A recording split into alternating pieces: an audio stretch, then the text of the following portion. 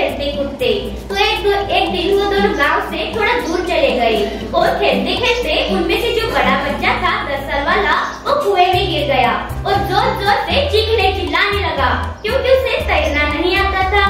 अब जो छोटा बच्चा था 6 साल वाला, उसने अपने आसपास देखा कि उसे कोई मिल जाए जो उनकी मदद कर सके, पर वहाँ कोई नहीं था। तो उसकी नजर एक बाल्टी पे पड़ी जिसपे रस्सी बंधी हुई थी। तो उसने अपना एक सेकंड भी नहीं गवा के उस बाल्टी को लेकर कुएं में फेंक दिया और उसके दोस्त को कहा इसे पकड़ ले। तो उसके दोस्त ने उस बाल्टी को कसकर पकड़ा हुआ था और उसे अपनी पूरी ताकत लगाकर खींचता रहा जब तक कि उसने अपने दोस्त को बचा नहीं लिया बल्कि बाहर निकाल नहीं लिया। अब यहाँ तक तो ठीक था, एक कहानी हमें समझ आती है, लेकिन हुआ क्या कि वो दोनों बच्चे बाहर आकर एक दूसरे के गले मिल रहे थे, रो रहे थे, खुश हो रहे थे, पर उन्हें डर भी था कि वो बाहर जाएंगे, वो गाँव जाएंगे तो उन्हें डांट पड़ेगी। वो बताएंगे कि उनके साथ के कुएं में गिरे और उनके साथ ये सारी चीजें हुई।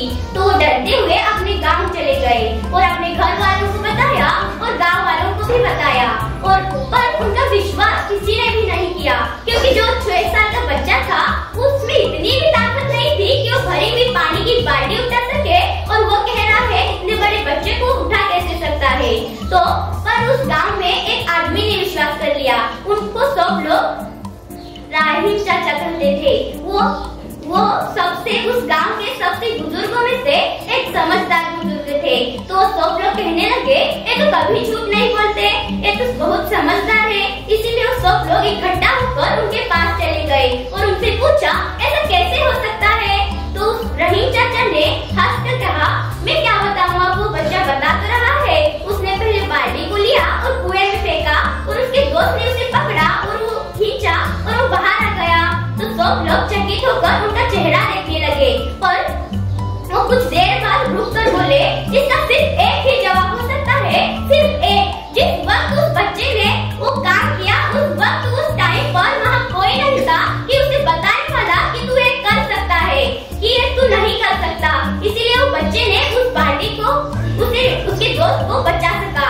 तो इस कहानी से हमें ये सीख मिलती है कि लोगों के बातों पर ध्यान ना। वो बोला मुझे दिख नहीं रहा और शीशा हटाकर दूसरा शीशा डाला और बोला अब दिख रहा है क्या, अभी भी नहीं दिख रहा। दूसरा हटाकर तीसरा डाला और बोला अब दिख रहा है क्या, अभी भी हाँ अब दिख रहा है पर थोड़ा थोड़ा दिख रहा है।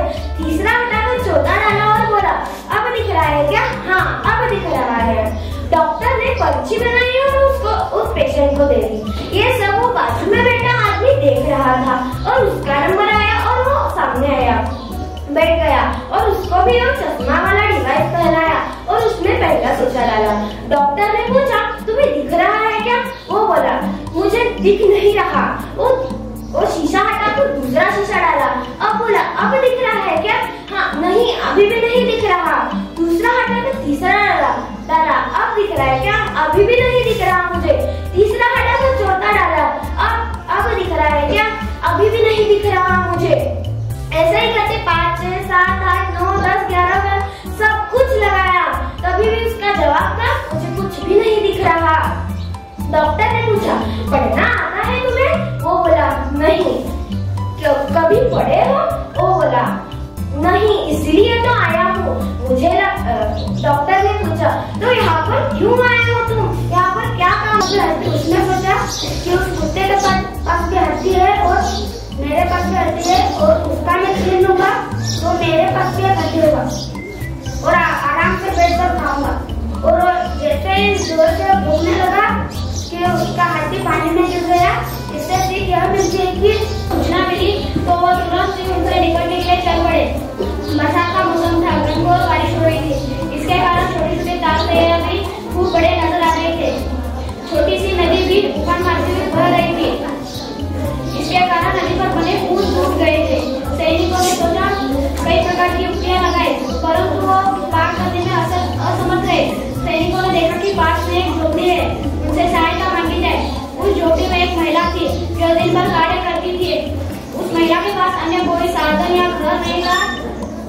सैनिकों ने जब बात बताई कि आतंकवादी गांव पर कब्जा कर चुके हैं और हमें फौरन वहां पहुंचना है।